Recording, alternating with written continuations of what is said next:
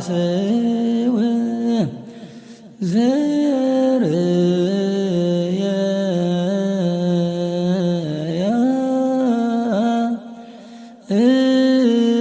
እቆብ እምድር ዘይበስስ ከሰማይ ወመላእክተ እግዚአብሔር የዐርጉ ወይወርዱ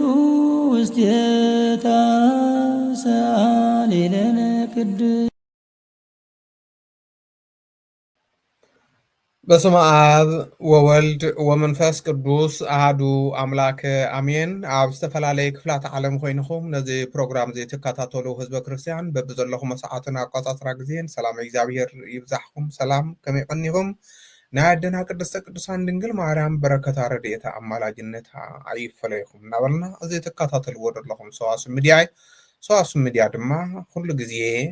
ረቡዕ ምሸት ዘመሓላልፎ ሰሙናዊ መንፈሳዊ ዳህሳስ እዩ። ኮይኑ ግና ትማሊ ረቡዕ ኣይመሓላለፍናን ንሎሚ ብዝኾነ ነገር ንሎሚ ሓሙስ ስለ ዝገበርናዮ ናይ ሎሚ መዓልቲ ትማሊ ተፀቢኺሙና ዝሰኣንኩምና ይቕረታ ንሓተትና። ናይ ሎሚ ምሸት ፕሮግራምና ቀፂሉ ኣሎ። ባር ጀሚርና እስካብ መወዳእታ ምሳና ክትፀንሑ መንፈሳዊ ፃውዒትና እናቕረብና እዚ ድማ ናብ ኩሉ ሸር ሳብስክራይብ ክትገብሩና እውን መንፈሳዊ ሓልየትኩም ክትልግሱ መንፈሳዊ ሚድያ ክዓቢ ናይ ኩሉ ግዜ መንፈሳዊ መልእኽትና እዩ። ባር ከምቲ ኣብ ስክሪን ትርእይዎ ዘለኹም ካብ ሱዳናውያን ተምሃሮ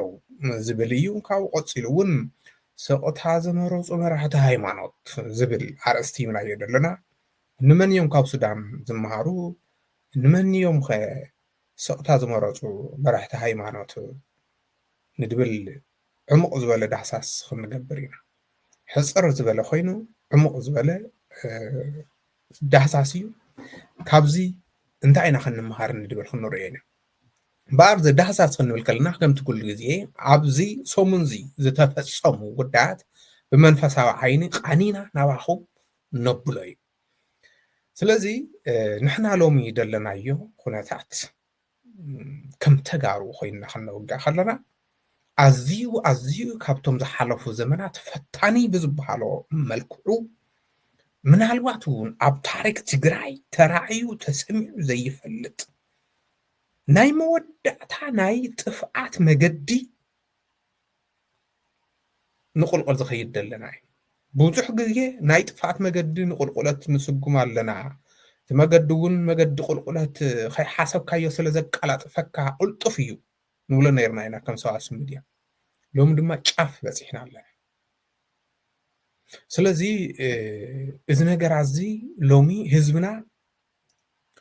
ካብ ምንም ግዜ ተስፋ ዝቆረፀሉ ዝተጨነቀሉ፣ ትግራይ ድማ ህዝባ ይኹን ባዕላ ይኹን ብየማነ ፀጋም ከም ሳንዱች ፀላእትና ከጣብቁና ዝሓስብሉ ሰዓት ክርቢት ሓዊ ለኪሶም ኣብ ማእኸልና ብፀግዒ ኮይኖም እናሳሓኑ ነታ ሓዊ ዝስሕቁ ዘለዉ ናታቶም ሰሓቅ ብልጭ ዘይብለና ዘይረኣየና ወለዶ ኢና ዘለና። ነዚ ድማ ኣቦታት ንምንታይ እዮም ስቕ ኢሎም ንድብል እውን ክንመፁ ኢና እምበኣር ነዚ ትግራይ ሎሚ ረኺባቶ ደላ ብፖለቲካዊ ዓይኒ ደይኮንና ንሪኦ ዘለና ብመንፈሳዊ ዓይኒ ንታሕቲ ዘጢቃቶ ደላ ወሪዳቶ ደላ ኣብቲ ናይ ሎሚ ድንፀባርቕ ደሎ ናይ መሰል ወዲ ሰብን ዓርሱ ብዓርሱ ክመሓደርን ንድብል ጩራ ዝኾኑ ወይ ድማ ፈላሜ ዝኾኑ ንጉሰ ነገስት ሃፀይ ዮሃንስ ዝተዘከረሉ ትማሊ 3 ዕለት 2 መጋቢት ተኸቢሩ እዩ ኣብ መቐለ። ስለዚ እዚ ኣብ ቤተ መንግስቲ ዝተኸብረ ኣይኮንኩን ክርኢ፣ እቲ ኣብ ቤተ ክርስቲያን ዝተኸብረ ክርኢ። ንጉሰ ነገስት ሃፀይ ዮሃንስ ራብዓይ ኣብ ቤተ ክርስቲያን መቐለ ፍሉይ ቦታ ገዳም መድሃኒ ዓለም ደብረገነት መድሃኒ ዓለም ኪዳነ ምህረት ሓደ ይልአ ኣብኡ ዓመት ይኽበር እዩ ሎሚ ድማ መበል 136 ዓመት ተኸቢሩ ኣሎ ስለዚ ሓደ ሰባት ንምንታይ እዮም ሃፀይ ዮሃንስ ዝኽበሩ ንምንታይ ደኣ ካልኦት ነገስታት ዘይኽበሩ ንምንታይ ደኣ ሽዋ ምኒልክ ከኽብሩ ከለዉ እናኮረይና ንምንታይ ዮሃንስ ነኽብር ዝብሉ ሰባት ኣይሰኣንን እዮም ሃፀይ ዮሃንስ ምስሩ ንጉሰ ነገስት ዘበሎም ዋላ እኳ ኩላትኩም ትፈልጥዎ እንትኾንኩም ድሓር ንበዓል ሃይለ ስላሴ እውን ንጉሰ ነገስት ይበሃል እዮም ግን ናይ በዓል ሃይለ ስላሴ ንጉሰ ነገስት ተባሂሉ ኣይፅዋዕን ፌክ እዩ ንጉስ ዳኣሎ እምበሪ ንጉሰ ነገስት ኣይኮነን ሃይለ ስላሴ ንጉሰ ነገስት ኣብ ኢትዮጵያ ዝነበረ ሓደ ጥራይ ዮሃንስ እዩ ንምንታይ ንጉሰ ነገስት ማለት እማ ኣብ ትሕቲኡ ካልኦት ነገስታት ዘለዎ ንሱ ድማ ናይቶም ነገስታት ንጉስ ማለት እዩ ሃይለ ስላሴ ግን ኣብ ትሕቲኦም ነገስታት ኣይነበሩን ግን ንጉሰ ነገስት ጥራይ ደይኮነ ግርማዊ እውን ነይርዎ ግርማዊ ቀዳማዊ እውን ነይርዎ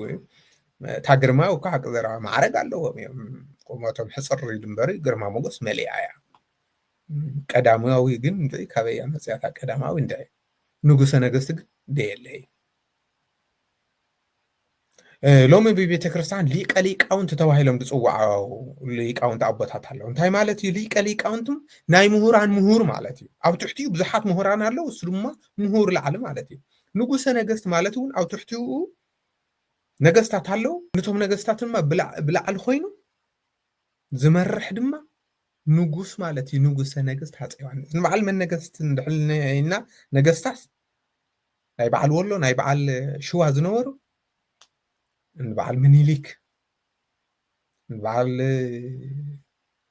ድሓር ሚካኤል ዝተባሃሉ ባዕሎም ዝኣለግዎ ንሳቶም እዮም ንሳቶም ንጉስ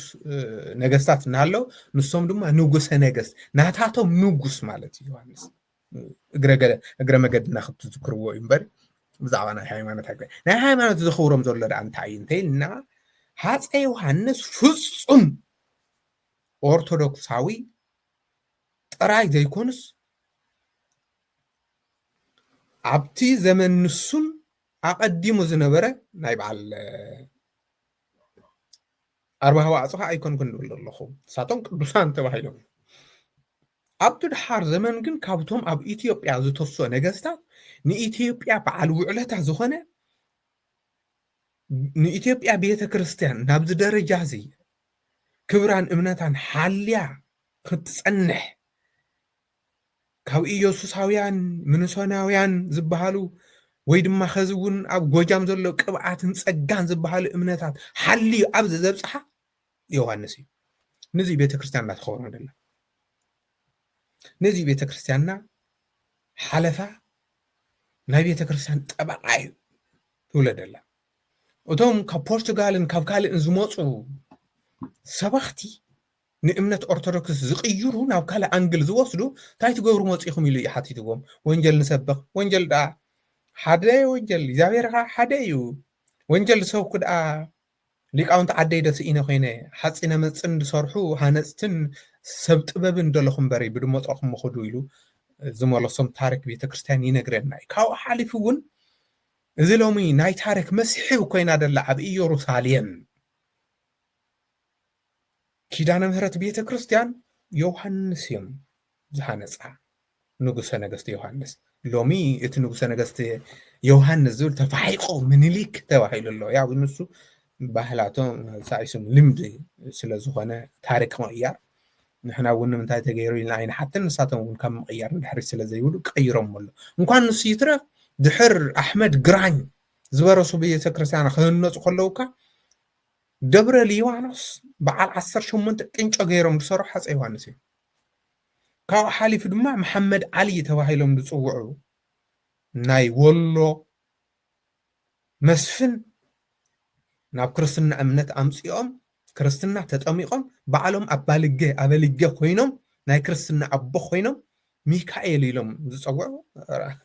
ንጉስ ሚካኤል እስካብ ክንዲ እዮም ሃፀይ ዮሃንስ ነዚ እያ ቤተክርስትያን ተኽብሮም ብካልእ ኣይኮነን ማለት እዩ استم حد سبعت نمنتاي دا بريزيدنت خلا زي تخبره نقص خلا زي تخبره قلقلتات تولو مالتي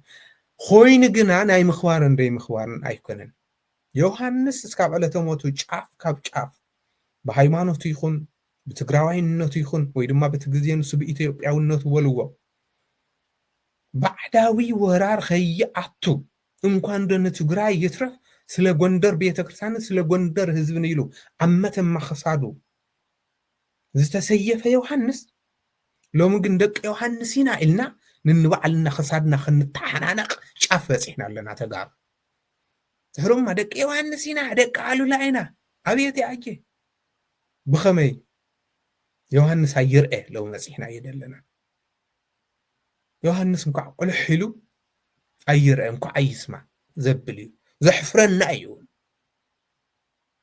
زحفرنا أي دكنا عدي رمس كويناتهم خيو العتمات خيو صرحو صرح يلا بسلام خيو دقصو سلام يلا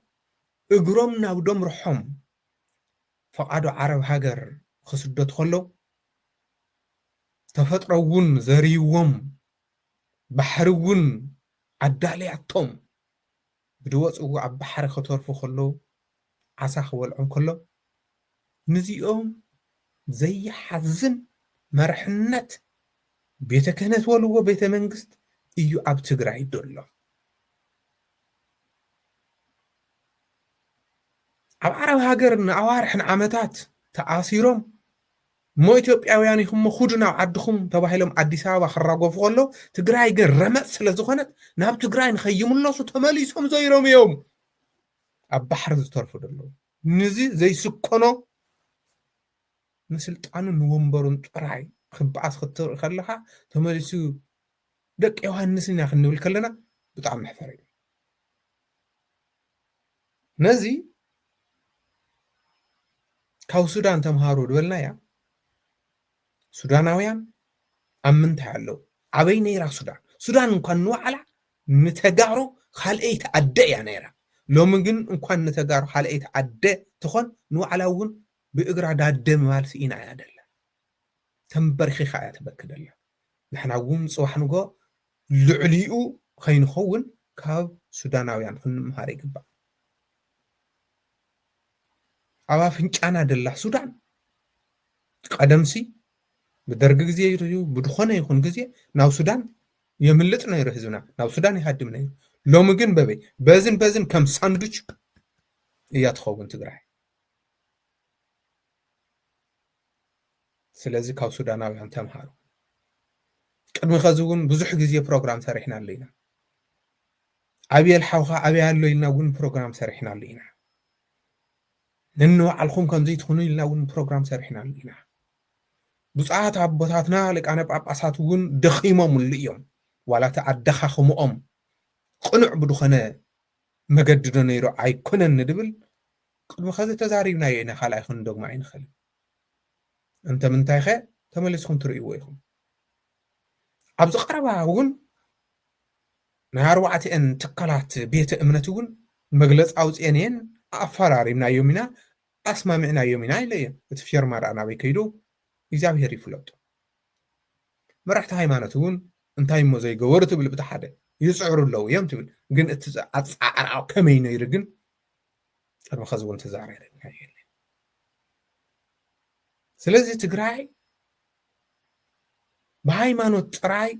ክንርኦ ከለና ናይ ፖለቲካ ሞ ይጽንሐልና ፖለቲካ እውን ንግደፈሉ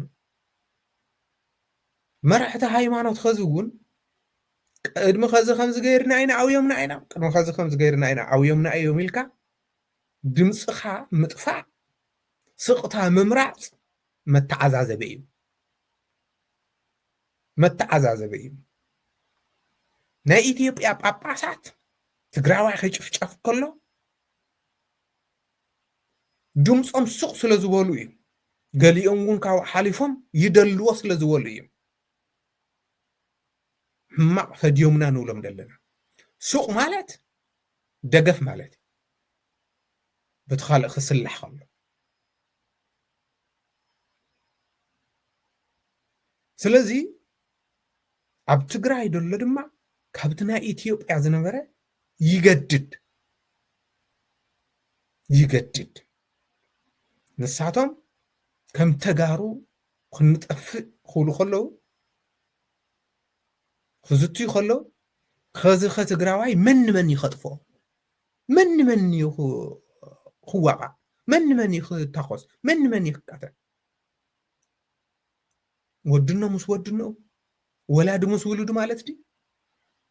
ስለዚ ነዚ ዓገብ ክብል ኣለዎ ቤተ ክህነት ዓገብ ክብሉ ኣለዎም ኣቦታት ይስማዕኹም ኣይስማዕኹም ቅድሚ ከዚኮ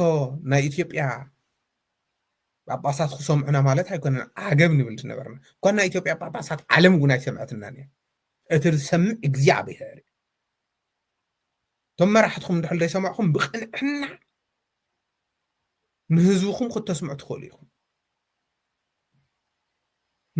ህዝቢ እዩ ድዋዳእ ደሎ ስለዚ እዛ ጉዳይ እዚኣ ሓላፍነትኩም ካብ ርእስኩም ክተውፁ ኣብዚ ቀረባ እዚ ቤተ ክህነት ሓንሳብ ከግርም ኮይኑ ይብለካ ኣብ ሃላማጣ ፍሉይ ቦታ ጥሙጋ ሓደ ዓብዪ መምህር ይንታ ገብረ መድህን ዝበሃሉ ዓይነ ስውር ሞይቶም እዮም ኣማውትኦም ግን ብግፍዒ እዩ ተረሺኖም እዮም ተጨፍጭፎም እዮም ኣብ ዓውደ ምህረት ኣብ ቤተ ክርስቲያን ኣብ ቤተ ጸሎት ኣብቲ ቅዱስ ቦታ በይኖም ጉና ኣይኮነን ምስ ተምሃሮም 5 ተምሃሮም እዚ ክኸውን ከሎ ሃገረ ስብከት ደቡብ ከተማ ማይጨው ብብፁዕ ኣቡነ ሊባኖስ ዝምራሕ መግለፂ ውፅእ እዩ መንበረ ሰላማ ከንታ ኮይኑ መግለፂ ደውፅእ ነዊሕ ወዲእቲ ቦታ ወይስ ሃገረ ስብከት ንሱ እውን ኣብ ትሕቲ መንበረ ሰላማ ስለ ዝኾነ እዩ እሞ ዋል ሓደ ኢሉ እዩ ከምኡ ክኸውን ኣይኮነን ብዓብዪ ክኩነን እዩ ዝግብኦ ነይሩ ግን ኣይተገብረን ግን ኣይኮነን ወይስ እቲ ከባቢ ንሱ ዳሕን ሓንሳብ ሽሉኽ እናበሉ እውን ኣቡነ ዲዮስቆሮስ እውን ስለ ዝመርሕዎ ተባሂሉ ይሸለል ተባሂሉ ወይስ ከመይ ከዚ እውን ዝግበር ዘሎ ካብ ሃይማኖት ኣቦታት ንፅበዮ ዝፅበ ህዝብና ኣሎ እዩ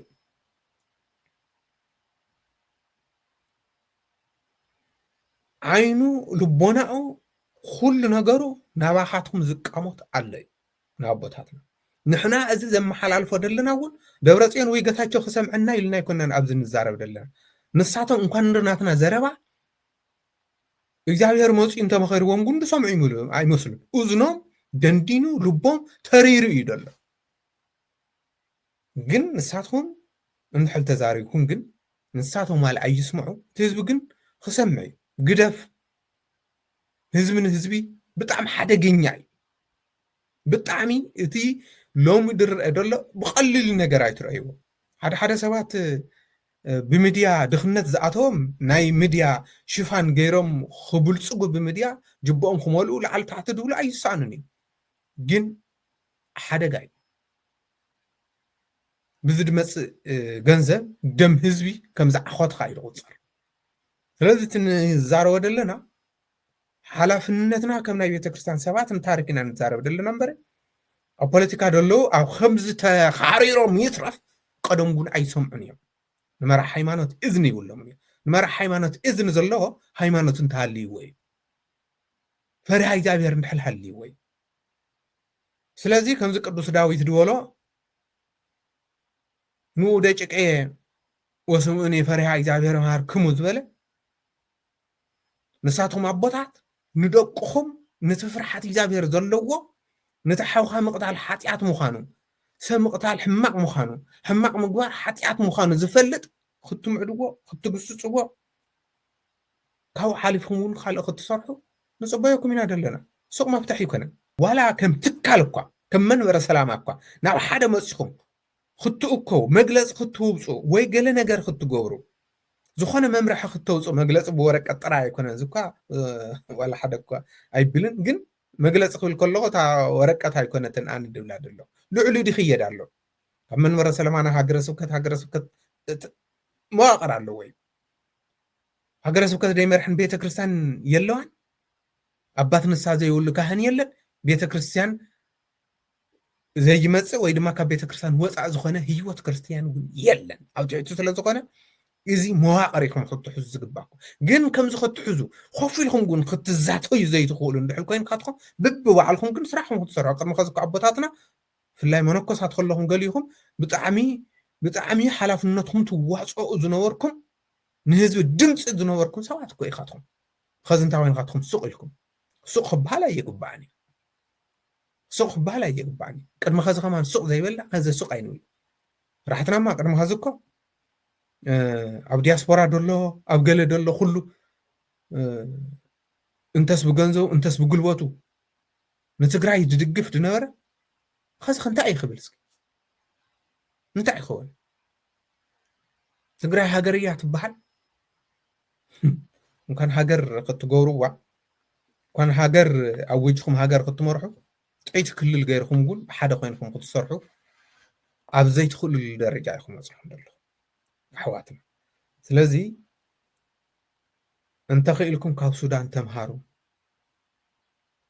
ምንተ ዘይኮነ ግን እቲ ተዳልዩ ደሎ ማዕበል ንኩላትና ይፀራርገና ኣብ ባሕሪ ዝተሰብረት መርከብ ንካፒተና እውን ኣይትምሕርን እያ ስለዚ ንሳትኩም ንንባዕልኩም ኣብ ዝተባኣስኩምሉ ንወንበርኩም ብየማነ ፀጋም ዘሎ ፀላኢ ንሓዲኹም ኣይምሕረኩምን ኣብ ቅድሚ ዓይኑ ክልቲኹም ሓደ ኢኹም ክልቲኹም ሓደ እዚ ግን ኣይተረደእካትኩም ስለዚ እሕና ፖለቲካ ይኮንና ንሰብኽ ዘለና ድሕነት ኢና ምሕረት ኢና ሓድነት ኢና መንፈሳዊ ኢና ንሰብኽ ዘለና ስለዚ ነቲ ህዝቢ ኢልኩም ኣቦታት ንሳትኩም ሓላፍነትኩም እንታይ ምዃኑ ኣፀቢቕኩም ትፈልጡ ሓላፍነትኩም ክትዋፅኡ ግን ታሪክ ክትሰርሑ ግን መቐይሮ ክትገብሩ ግን 15 ሊቃነ ጳጳሳት ዘለኹም ንትግራይ እኹላትን ልዕሊ እኹላትን ኢኹም ኮቦርታ ተኸዲንካ ሱቕ ግን መፍትሒ ይኮነን ኣብዚ ሰዓት እዚ ኣብ ዓብዪ ፆም ኢና ዘለና ትማሊ ዝተዘከሩ ንጉሰ ነገስት ሃፀይ ዮሃንስ እኮ ኣብ ዓብዪ ፆም ጦርነት ክለዓል ከሎ እኮ ጦርነት ኢላቶም ፆም እዩ ኢላቶም ሱቕ ዝብልሉ ግዜ ነው ትንሳኤ ዝተገብረ ትንሳኤ ቦታን ዕለቶን ያው ሰብ ታሪክ ትፈልጥዎ ኢኹም ኣብ ትግራይ ተገብረ እኮ ትንሳኤ ኢሎም መዓልቲ በዓል እዩ ኢላቶም ዝጎድፍዎ ጦርነት ነው ሎሚ ግን ኣብ ዓብዪ ፆም ከምዚ ዓይነት ዕግርግር ክግበር ከሎ እኮ ሰብ እኮ ፆም ጎዲፉ እኮ ሎሚ ከ እንታይ መፀ ሎሚ ከ እንታይ ተባሃለ እንኳን ዶ ታራ ምእመን ይትረ ኣቦታት እውን ክፆሙ ኣይክእሉን እዮም ንምንታይ ፆም ማለት ካብ ስጋን ካብ ፀባን ኣይኮነን ሕሊናኻ ኩሉ ይፆም እዩ ስለዚ ሕሊናኻ ስጋ ዝለበሶ ስለዝኾነ ህዝቦም ስለዝኾነ ህዝብና ከመይ ሓደረ ህዝብና ከመይ ወዓለ ሰላም ዶ ሓዲሩ ሰላም ዶ ውዒሉ ኢሎም ዳዊት እናደጎም ሕሊንኦም ምስ ህዝቦም እዩ ደሎ ፆምካ ብስነ ስርዓት ክፀውም ኣይከኣል ዲያስፖራ ክድቅስ እውን ኣይከኣል ዓዱ ካብሎ ምፅዋሕ ከይዱ ክቕመጠላን ኢንቨስት ክገብረላን እንተዘይከኣለ እውን ስድርኡ ርእዩ ክመፅእ ዝሓስብ ዲያስፖራ እኳ ተስፋ ኣልዎ እዩ ኮይኑ ደሎ እዚ ድማ ናይ ቅንጦት እዩ ሓቂ እዩ ኢንቨስት ክገብርን ወፂሑ ክመፅእ እንትብል ኣለካ ወያኡ ኣሎ ናበይ ከም ድወፅእ ጨኒቕዎም 4 መኣዝን ተኸቢባ እንታይ ከም ድመፅእ ዘይፍለጥ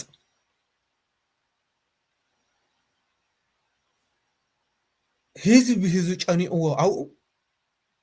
ንስኻ ዘትዛረብ ዘለካ ድብሉ ሰባት ኩሉ እዩ ሓቂ ንሕና ደጨንቐና ደሎ እውን ዓገግ ንብሎ ዘለና እውን ስለ ርእስና ኣይኮነን ስለ እቲ ኣብኡ ደሎ ጭቁን ህዝብና እዩ ትግራይ ወረ እንታይ እዩ ወሪድና ወረ እግዚኣብሔር እንታይ ኢና ገይርናዮ ንሕና ዲና ወይስ ወለድና ድዮም ቀደም ድኾነ ነገር ድሕዘናዮ ነገር ማኣለይ ልክዕ ከምቲ ብዕራይ ሙሉእ ሰውነቱ ክንዲገለ ዝኣክል ሰብነት እናሃለዎ ቀርኑ ጥራይ ዝውቃዕ ጓሳ እውን እናጠመተ ቀርኑ ብእምኒ ዝወቕዖ ኢትዮጵያ ተኣክል ክንዲገለ ዝኸውን ናይ ቆዳ ስፍሓት ዘለዋ እናሃለ كل جزء طرنت زولع عدي أب تجرأ كاب تفتر طرنت تفليو أي فلي قلعة وليدو ناو طرنت يزقبر عدلاتات ولاد مخان نخونا عين إذا جن بس قلعتي لون جن بعل خان مدمع إسران حدن كفل زمن كم زخون كله نايب حكي ولا نزارة ويتوفين ولا قريم النايدر سلازي انت خنا من سيتقراي نعخاتهم خدحن برخز ورده لومي بطيت قلع ببتر خخرمم أي قبوني نمان يخون صباح نقوون انتخونا قبل عالد الله سلسلت أنا خدانهم بارو رايتون كفوني اتزموت دخا ود دخا يدموت ود حرستاي ود كتمتاي سلاماوي حزب يزموت إذا خيخون حزب خزي تحدون تخون حوكعي كلهم راح تقايم كلهم اياتات قايم تراغاغي خان سلام سوبل بس خان دحر تراغاغ خبوينم تايم خون كلهم بزي هالو سلامنا نولد لنا كاو كلهم ايكون سلازي عبوتات ون كوم إلكم نتي حزبي አራጋጊዕኹም ብሰላም ንኽኸውን ተናዴታት ዝጭነቃ ዘለዋ ሎም ከም ወዲ መን ክመውት እዩ ማይ ሓቂፈን ዝሓድራ ዘለዋ ኣብዚ ስዋኤ ዝያዳ ጸሎትን ዝያዳ ፍቅርን ሓድነትን ዘምጽእ ስብከትን ናይ ስብከት መርሃ ግብርን ተድማቻቸው በጣም ጽቡቅ እንተ ዘይኮይኑ ግን ዋላ ሓደ ክንብላ ይንኽእል እግዚአብሔር አምላኽ ጥራይ ስለቲ ሰላም ዝደሊ ሰብ ኢሉ ሰላም የውርድ የማነ ጸጋም ዘይፈልጡ ህፃናት ጎዮም ክሕቦእ ዘይኽእሉ ሽማግሌታት አቅመ ደካማታት ኢሉ እግዚአብሔር አምላኽ ስለ ንሳቶም ኢሎም ሰላም የውርድ እግዚአብሔር አምላኽ ሁሉ ጊዜ ሓያላት ብሓይሎም ክለዓሉ ከለው ንድኹምን ንዓቅሚ ዘይብሉን ንህፃንን ንሽማግለን ኢሉ ምሕረት የውርድ እግዚአብሔር አምላኽ እሞ ስለዚ ቶም ሓይል ዘለዎም ቶም ናይ ፖለቲከኛታት ሰባት እውን ልቢ ሂቡ እግዚአብሔር አምላኽ እዛ ትግራይ መስሐቂ ሰብ ኣብ ከባቢና ጥራይ ደይኮን መስሐቂ ዓለም ቀዳሞት ነበርና ንድሕሪት ተረፍና ድበሃለሉ ኣባና እዩ ተጀሚሩ ወቀዳምቲ ንይከውኑ ድህረ ኣብ 21 ክፍለ ዘመን እቲ ዝሰልጠነ ዋላ ምጸላዩ ብፖለቲካ ዝርርብ እምበሪ ብብረት ኣይፈትሖን እዩ ካብኡ ግድድ በለውን ዓድን ይበኣስ እዩ ሓንቲ ዓዲ ኣብ ማእኸላ ዕግርግር ፈጢራ ንንባዕላ ትበኣሰሉ ግን ብጣዕሚ መሕዘኒ እዩ በዓል ላይብረሪያን በዓል ካልእን ዓቃብ ሰላም ሰዲዳ ተረጋጋዕ ዝነበረት ዓዲ ንዋዕላ ምርግጋዕ ክትስእን ክትርኢ ከለካ ብጣዕሚ ደሕዝን ብሱር ይሕፍር እውን በሪ ዋላ ትግራዋይነትካስ ብጣዕሚ ይሕዝነካ ስለዚ ኩላትኩም ንርእስኩም ንስልጣንኩም ንበሪ ንዓና ዋላ ሓደ ትገብርና እውን የለን ከምኡ ስለ ዝኾነ እውን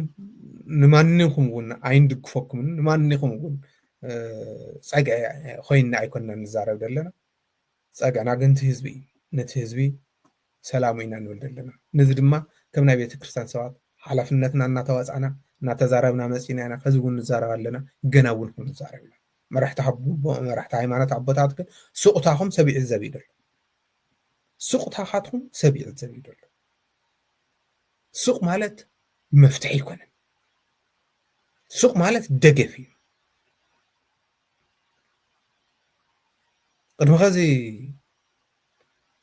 ካልኦት ሰባት እንታይ እዮም ይድውሉ ነበሩ መንበረ ሰላማ ናይ ፖለቲካ ኢዳ ኣለዎ እዩ ይብል ነይሮም ስለዚ ንሱ ንኸይኸውን ካብ ፖለቲካ ነፃ እዩ ኢና ኢልና ንኣምን ንሕና ናይ ፖለቲካ ዕድ የብሉን ኢልና ኢና ንኣምን ንሕና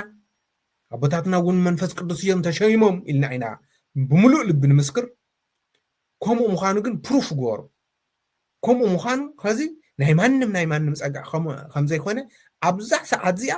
ስልካ ቅንጣ ወረቀት መግለፂ ወይ ድማ ገለ ኣፈራርና እዮም ገለ ደይኮነ ነቲ ህዝቢ ሓዙ ነቲ ህዝቢ ኣረጋግዕዎ እቲ ህዝቢ ናበይ ይኸይድ ብኤርትራ እንዳሕል ኮይኑ ኣፉ ከፊቱ ኣሎ ኢትዮጵያ እንዳሕል ኮይኑ ከምኡ ድገደደ ሱዳን እንተኮይኑ ንባዕላ ትሕመስ ኣላ ናበይ ይኸይድ ዋላ እቲ ህዝቢ ስለዚ ጦርነት ንማንም ኣይጠቅምን እናበልና ተመሊሱ ድማ ኣብ ማእኸል ገዛኻ ክኸውን ከሎ መሕዘኒ ወላቶም ክልተ መራሕቲ ናይ ኤርትራ ናይ ኢትዮጵያ ይድብልዎ ደለዉ ኣበይ ዲ ክኸውን እቲ ጦርነት ኣየምፀዮ እግዚኣብሔር እምበር ኣብ ትግራይ ኮ ይኸውን ንዝኳ ደይስቆሮም መራሕቲ ተባሂሎም ንዚ ዘይተረድኦም ተመሊሶም ኣብ ባዕላቶም ኣብ ክንዳ ኣብ ሓደ ድኾኑ ተመሊሶም እውን እታ ናይ ትግራይ እውን ክመናጨትዋ ከለዉ ብጣዕሚ ይድሕዝ ስለዚ ትግራይ ናይ ጦርነት ዓውዲ ክትኸውን ምርኣይ ካብ ዝብላዕሊ ዘሕዝን ነገር የለን እሞ ኣቦታት ኣብዚ እጃምኩም ተዋፅኡ ኣቦታት ኣብዚ ካብቶም ናይ ቀደም ዝሓለፎ ኣቦታት ናይ ታሪክ ኣቦታት ንሰላም ዝሰበኹን ንሰላም ሰማዕትነት ዝተቐበሉን ኣብነት ኮይንካትኩም ካብ ኩሉ ነፃ ኮይንካትኩም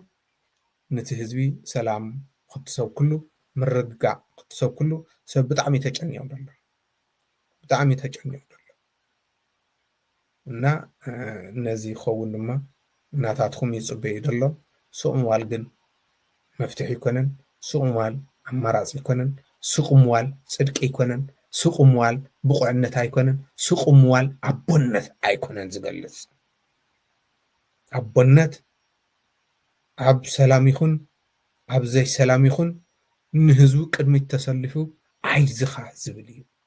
ስለዚ ንህዝቢ ዓይዘኹም በልዎ እምበሪ ስኡልካትኩም ድምፂ ክተጥፉ ከለኹም ንምዃኑ ከዓ ኣለዉ ድያቶም ናብ ድብል እዩ እውን ትኸይድ ደሎ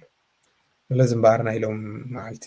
ፕሮግራምና ኣብዚ ወዲእና ኣለና ሰላማዊ እግዚኣብሔር ሰላም የብዝሐልና ሰላሙ ኣይውድኦን እዩ ንሱ ሰላም ኣይውድኦን ኣብ ሓንቲ ሰዓት እውን ሰላም ክገብር ክኽእል እዩ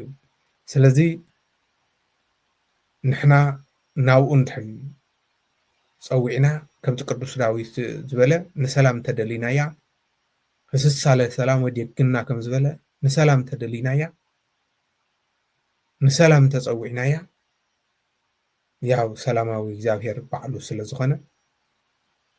ኣብ ማእኸልና ክፍስሶ እዩ እቲ ሰላም እምበኣር ሰላም የውርደልና እቲ ንገብሮ ዘለና ሎሚ ንኩላትና ከሕፍረና ይግባእ ከሸማቀቀና ይግባእ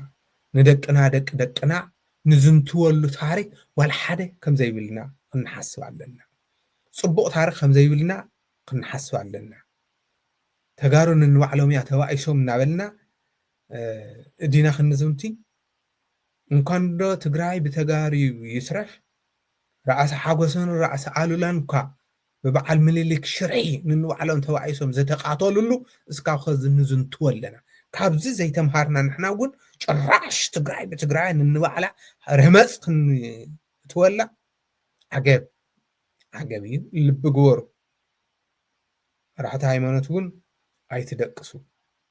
ተባራበሩ እምበኣር ዝነበረና ግዜ ኣብዚ ወዲና ኣለና ስብሓት ለእግዚኣብሔር ዳሕንኹም